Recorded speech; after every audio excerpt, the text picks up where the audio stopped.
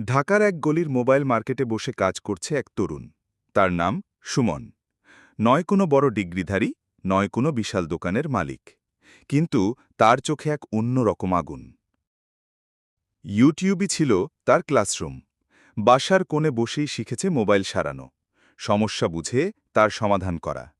প্রথম কাস্টমার একজন রিকশাওয়ালা। মাত্র ৫০ টাকায় ১৫ মিনিটে ফোন ঠিক করে দেয় সুমন।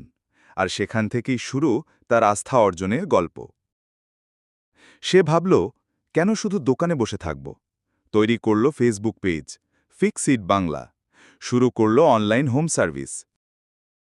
আজ ফিক্সিট বাংলা শুধু একটি পেজ না, আছে নিজস্ব অ্যাপ, ২৫ জন কর্মচারী, ৫টি সার্ভিস পয়েন্ট। সুমনের স্বপ্ন আজ অনেকের জীবনের ভরসা। টাকা ছিল না, কিন্তু ইচ্ছা ছিল। প্রযুক্তিই আমার হাতিয়ার, আর বিশ্বাস সেটাই আমার শক্তি।